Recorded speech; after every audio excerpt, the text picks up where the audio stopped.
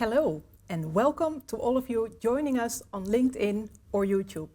My name is Anneloes Raes, and I'm an Associate Professor of Managing People in Organization at IESE Business School, as well as the holder of the Poots Chair of Global Leadership Development. Today, we're going to be talking about a small group of people with a big impact on the organization, and that is the organization's top management team or top team. I'm sure you have a sense of which group of people I'm talking about. In many organizations, they may have slightly different names: executive group, senior leadership team, board. All of those entities are the ones that we're going to be talking about today. So the plan for today, as it is for our usual alumni sessions, is to make these sessions as interactive as possible. So please go ahead and type your questions anytime in the chat fields of LinkedIn or YouTube. They will magically arrive here at my iPad, and I will be able to integrate your questions in the presentation. So as always, also this session will be available to view on demand on our LinkedIn page as soon as the session is over. So with that,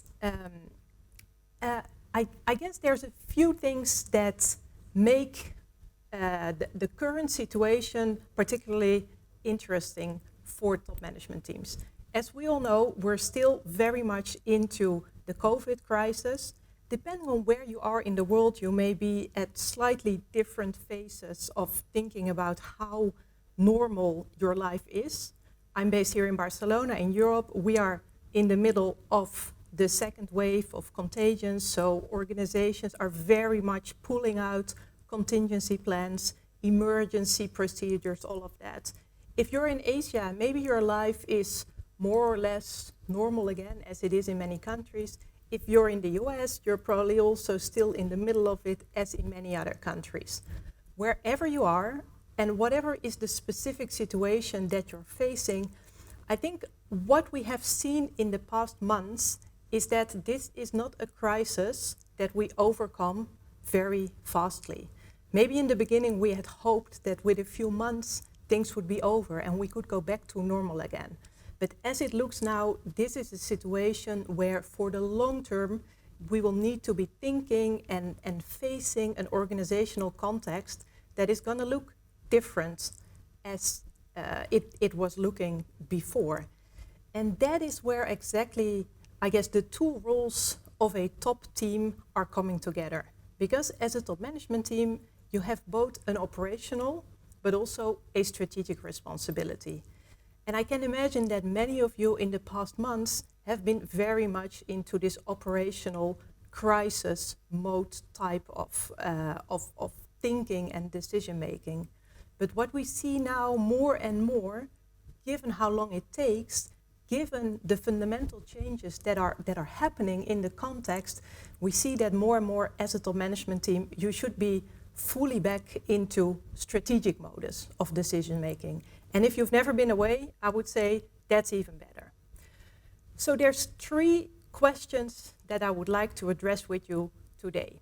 And this is, how can you be thinking about the following 3 points?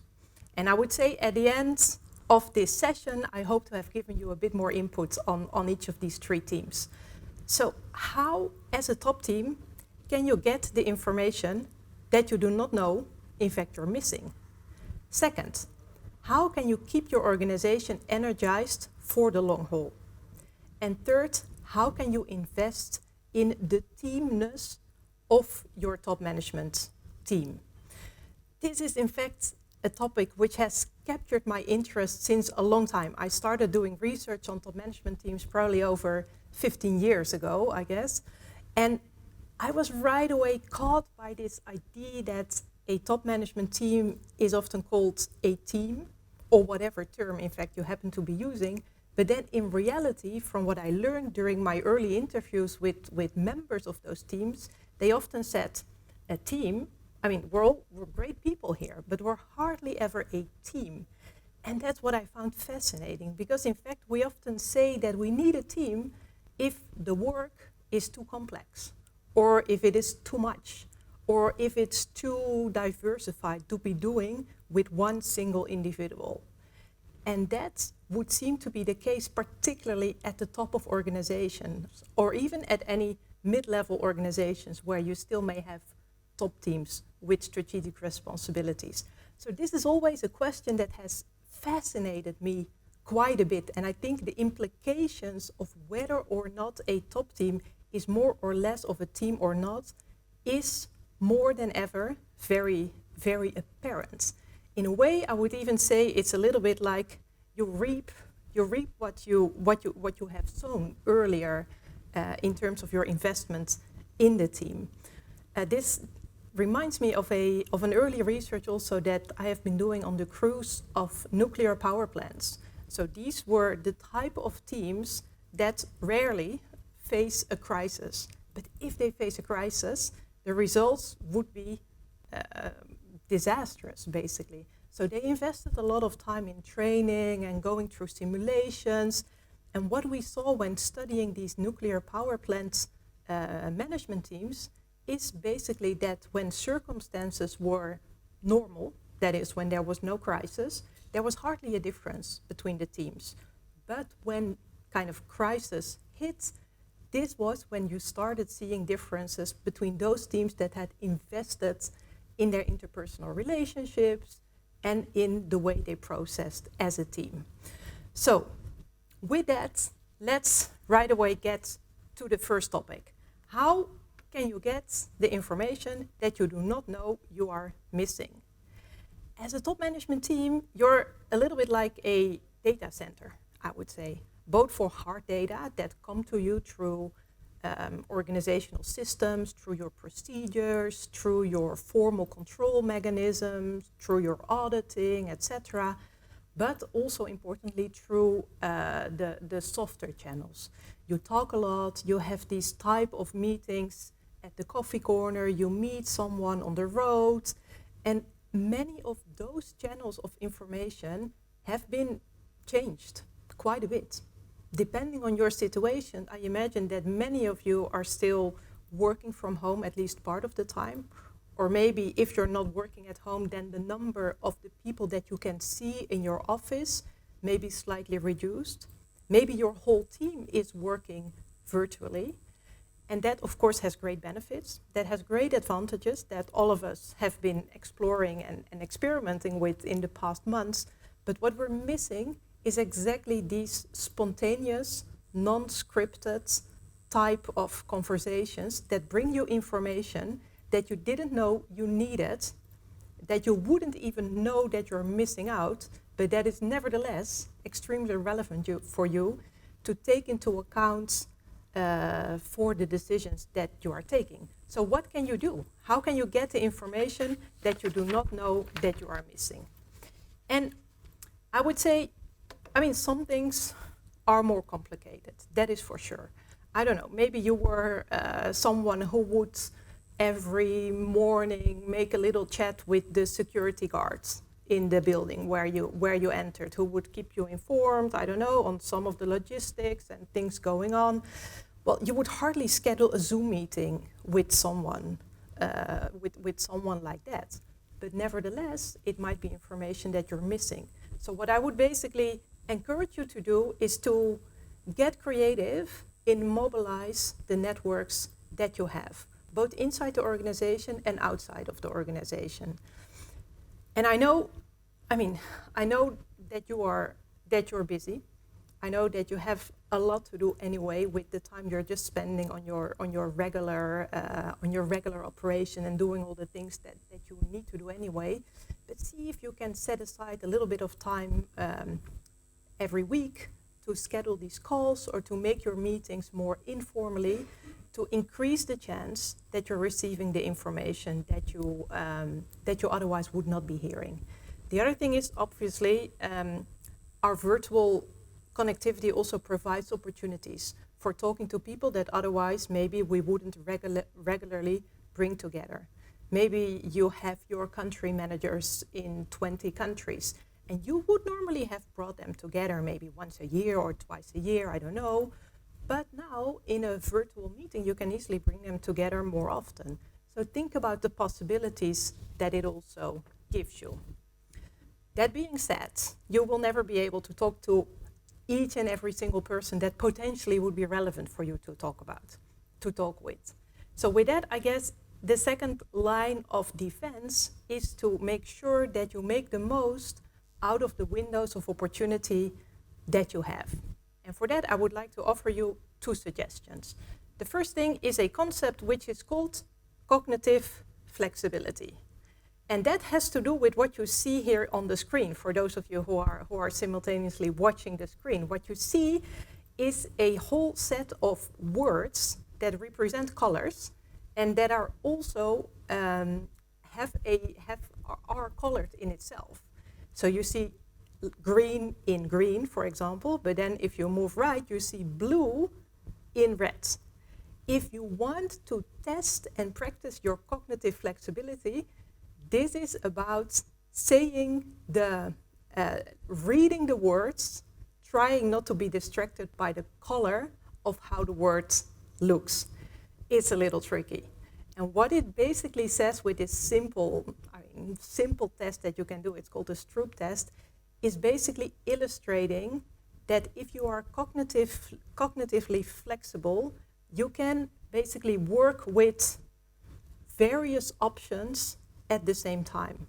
In your head, you can process the idea of simultaneously doing the one and maybe the opposite. Some researchers in the field have also called this paradoxical leadership, for example. So can you be aware of multiple options that you have when taking your decisions? Are you willing and able to be flexible in your approach that you're taking? Can you use the information that you get from different knowledge bases? What if you're talking to those managers that are below you and you have 20 managers and you obviously, as it goes in these situations, you get 20 different types of perspectives on the situation. How can you balance that? How can you see if you can get to a solution or to a perspective which does justice to the various different perspectives that there are? So this is something that obviously would be important in any situation, but I'm highlighting it now because what we need more than ever in our organizations and in our decisions is creativity, innovation, being prepared for the unexpected, being able to take very fast decisions if contexts change, if opportunities show up. And for all of that, you'll want to be fit. You'll want to be in shape. If you want to take a physical metaphor, you want to be sure that your brain, that you are cognitively in shape to take the best decisions as you can. As I said, this was always important. This is nothing new. In fact, this is a research that I published in 2011 already, and we were already advocating for the importance of this concept, cognitive flexibility. But I think it is now more than ever and more important than ever. And in fact, you see it also coming up quite a bit in recent studies that look at top management teams and that look at CEOs and their impact that they have on top management teams. So this is the second thing. Third thing is keep an eye on the managers in the rest of your organization. I know you would be doing that, so I'm wanting to give you one concrete example of what you can be on the lookout for. This is a study done by my colleagues from the University of Groningen in the Netherlands, and they studied what happened to the leadership styles of over 20,000 managers from almost 1,000 organizations in 36 countries. And they studied how they went about leading their employees.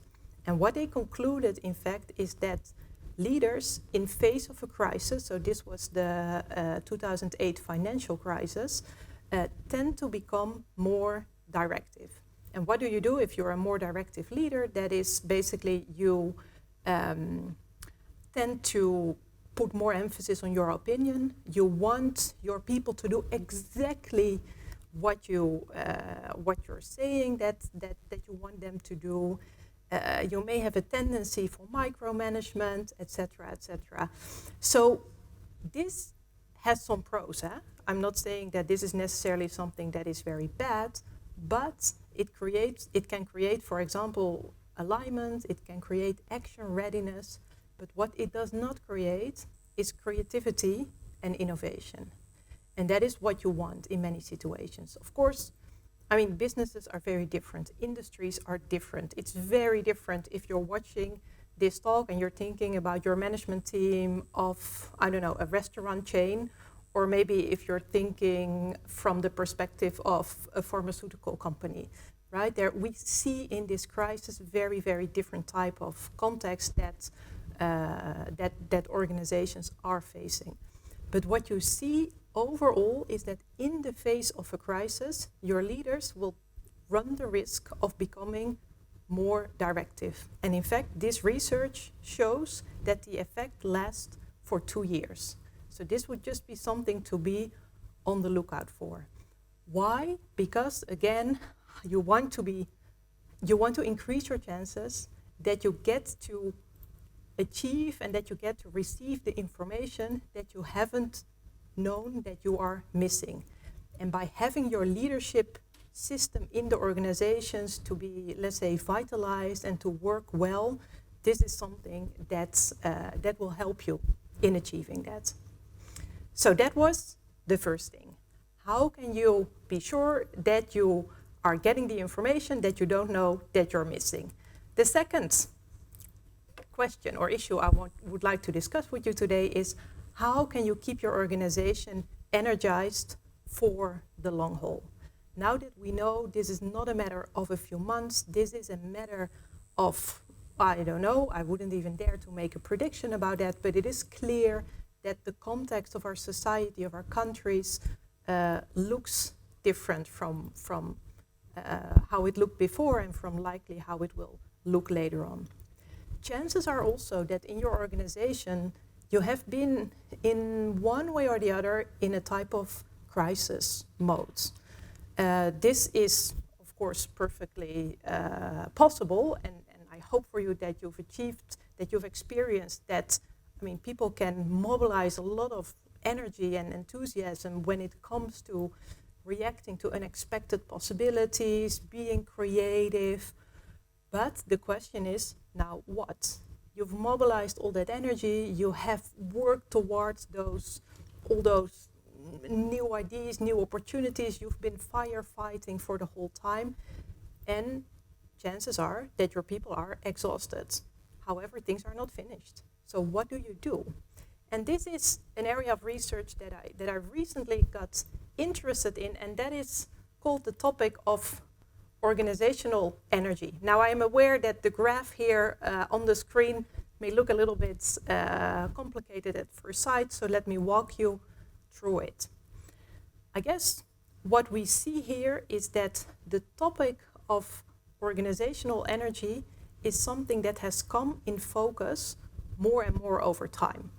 I'm sure on the individual level, you've all been hearing phrases like, we should manage our energy and not our time. So I think on the individual level, there's a lot of awareness that we need energy for what we do, that energy can get depleted, that we need to restore it, that we need to build in recovering activities. And I think recently that has also come to the attention if we want to describe organizations as a whole. And I would say that for you as a top management team, it's quite relevant to have a sense of how your organization is doing in terms of energy management. And what you see here are two axes. So the horizontal axis is the time, and the vertical axis is the intensity and the convergence of what we call organizational energy. And I'm happy to answer any questions later on how we can measure this construct, what it is, what it implies if we look at energy at the organizational level. But what we started seeing in this research that I did together with my two colleagues, Bernd Vogel and Heike Broeg, is that energy patterns in organizations are hardly ever stable. And this is very logical, because if you think about, let's say, a retail organization, for example, if you have the holiday season, shopping, craziness, this is different for an organization than when it is, let's say, December holiday season, when it is January and business is low.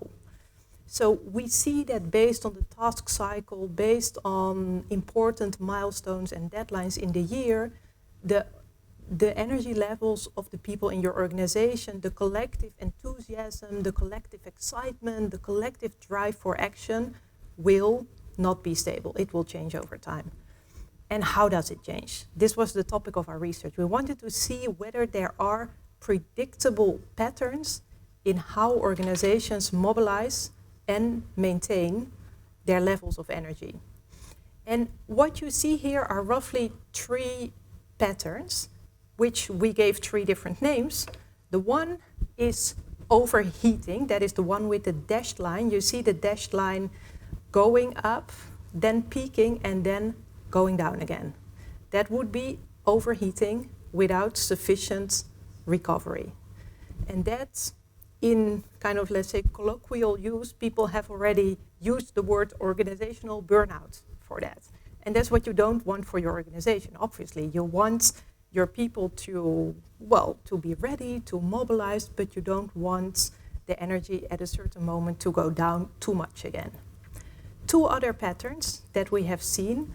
One is the steady increase, that is the thick black line, where you see energy patterns overall going up, but you see that there's always basically a bit of time for kind of regeneration, for recovering. If, let's say, an important deadline has been met, a milestone has been reached, in an organization with this pattern, they would basically see that, okay, you can take a step back, maybe you take a bit of rest, maybe you work on something else, maybe you take it easy for a few days in order to restore that energy and to continue the upwards trajectory. And the final pattern then is the upward shock. And I would say that is the pattern that maybe many of us in our organization we have experienced as a response to maybe societal lockdowns and other reactions, other really immediate, quick actions you had to take because of the COVID crisis. And this is an immediate and very steep mobilizing of energy, which means that all of a sudden, because of reacting to the threat, reacting to the context that has changed, your people are starting to be very active. Everybody is in this sense of there's many things we have to do, there's this action readiness, people are, concerned, but maybe also excited about it, so people are helping each other, there is this sense of we are in it together, and that is how you can mobilize your energy very fastly. And then the question becomes how you can maintain that over longer periods of time. So what I would encourage for you as a member of the top management team is maybe just roughly see if you can draw a pattern of how you think your organization is doing. And maybe this is not the same for every team or every department or every business unit, because obviously they may work alongside different task cycles. But what we have experienced in working with this in practice is that oftentimes managers can very well get an overall sense of where the organization is heading. What you may also see here is that all 3 patterns at one moment share the same level of energy, basically. And then it also becomes really relevant to understand how the pattern is evolving. Because there is a sense of being in a certain, having a certain momentum, being in a certain trend that can be energizing in and of itself. So I would say, and basically an extra focus of the top management team if you want to be sure that your organization in the long run can be effective as you want it to be. That was the second thing. The third thing is basically investing in top teamness. So I mentioned already in the beginning that I was sometimes, being an early stage researcher, I was always a little bit puzzled by this idea that a top management team may or may not be in fact a team. So this is what I've studied quite a bit over the past 15 years, trying to get insight in, are management teams typically teams? Does it matter at all? Can you relate it to organizational outcomes? Can you relate it to the extent to which individual managers in the teams learn and grow? So this is something that has to do, I guess, with a little bit of a bird's eye view on how the interpersonal dynamics in the team are going. How does the team go about taking decisions and achieving results, achieving performance for the organization? So here's a few quotes that would refer to the extent to which the team is a team. So this comes from a top management team at Blake Sports Apparel, as written up by Grossberg and Connolly a few years back. And I found this a very, very honest perspective on what's going on in the team. Here, the first quote says, "The executive team consists of competitors that want to win. Overall, that's a great thing, but it does create challenges sometimes." So that, if you read something like that, you can see a certain picture of a team emerging. Second, here's the CEO talking. "I'm not saying I have an executive team that's not performing. They are performing. They're just not coming together as a team. Sometimes I think the approach they take to their colleagues is, I'm going to get this guy off the field, I'm going to crush him." Interesting perspective. Final quote. "A challenge that we have is that we tend to be a very tactical group and probably not as strategic as we need to be as the leadership team of an organization that has been growing as fast as we have been growing." So you get a sense already for how basically the people are describing the situation as it is in their team. And what I've done, basically, based on the literature, based on talking to management teams, is to develop 4 almost archetypes of the dynamics of top management teams. So here they come. So on the one dimension, what you see is integration. So this is how has the management team, how have members organized their work? Do they depend a lot on each other, or are they more independent? And at the end, I'll give you also a bit of a rapid test so that you can check out for your management team how you're doing on exactly this dimension. Then on the horizontal axis is personal conflict. This is also something that in management teams you see plays an important role. To what extent are there personal conflicts between the members? So I don't mean here disagreements or discussions about strategy or not having the same opinion, because that's obviously what you want. But personal conflict is a type of conflict where there's tension, animosities, and those type of conflicts, they take away time and energy from basically the work of the team. If you combine these 2 dimensions on high and low, you get the 4 archetypes that I've put on the slide here. So upright, with high integration and low personal conflict, you have real teams. With low integration and also low conflict, there is what you could call a fragmented team. So this is team members that live in their parallel lives, very effective probably in what they're doing. The team comes together every now and then, but they haven't really integrated their behavior.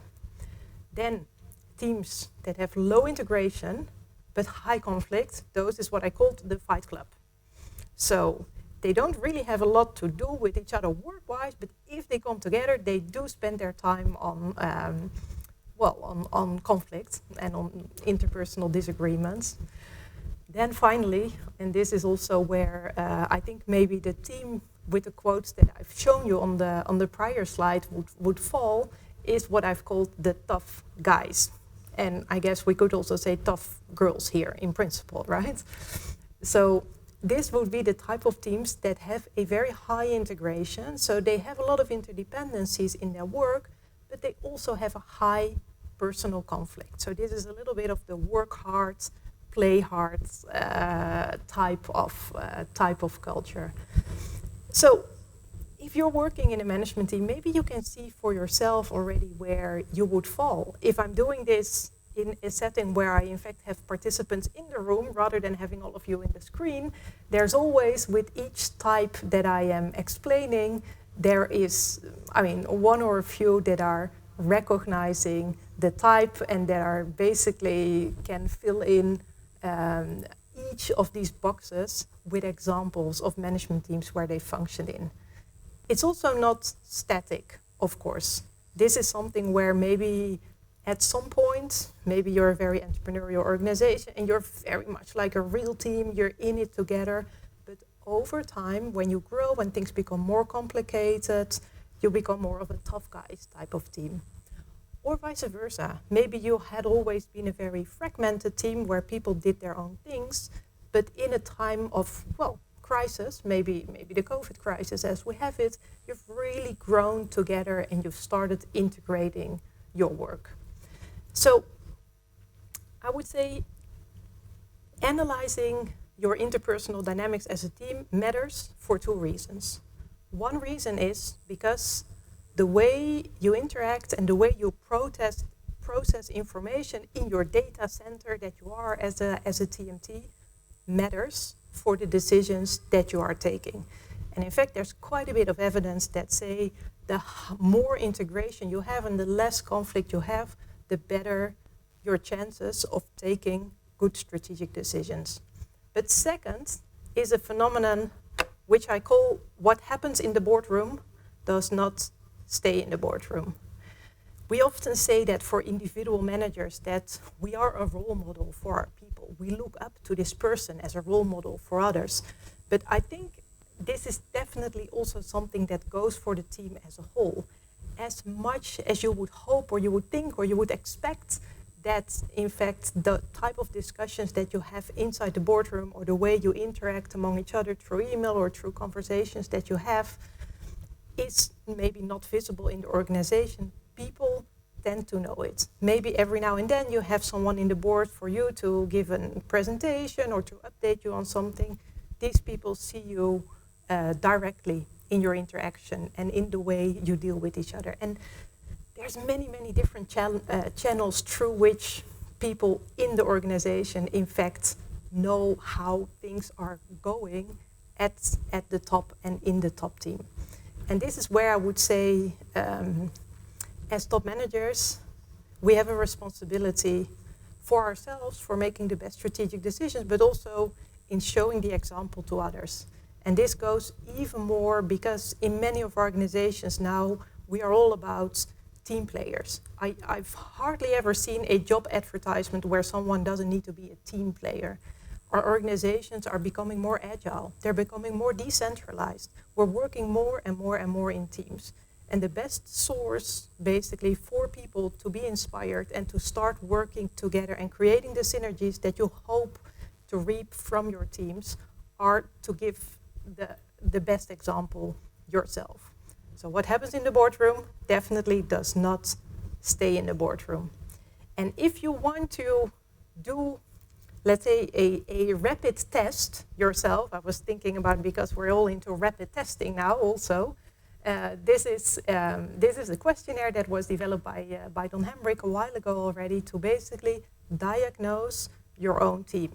So you don't need to do it now right away. Maybe you want to look at the screen later or you want to take a picture, but I would encourage you, if you're working in a management team and you're thinking on how are my dynamics, how are we doing, to do a pulse check. And this, you could do that obviously in many different ways, but this questionnaire might give you a very concrete way of doing that. And obviously the higher you score, the closer you are to the 5, the better you are doing as compared to when you would be scoring closer to the 1. What may also be really interesting is doing this with different members of your management team and see if perceptions of people align or whether people have very different perceptions of the dynamics in your team. So while you're taking a look at these questions, I'm in fact going to take a quick look at the questions that have come in. So far we've quite a few questions on the topic of energy. I can imagine that because that is definitely something that is a little bit elusive. In fact, if you talk about it with people who are, for example, having a background in natural science, they are always very intrigued by the idea of how you can measure it and how you can see it. So here is, for example, a question of Ruben, who is saying, okay, how can you define energy in your team? And which basically practical ways would you suggest to see how energized your team is? Well, that's a very good question, obviously, but because it's only if we can measure it, that we can properly know it, and that we also can compare it over time. So what we have developed there, Ruben, is a survey. So the items are obviously different, but they look a little bit like the items that are now still on the screen for thinking about your top management team. And we have basically developed the idea that you can measure energy along the dimensions of how do people think, how do people feel, and how do people behave. We've also developed the idea that the energy can be both high and low in intensity. So you can be in a high intensity energy phase, or you can be in a low energy intensity phase. And also your energy can be directed towards what we call productive purposes, which would be purposes that in fact help the organization, but also towards corrosive, or what we call corrosive purposes.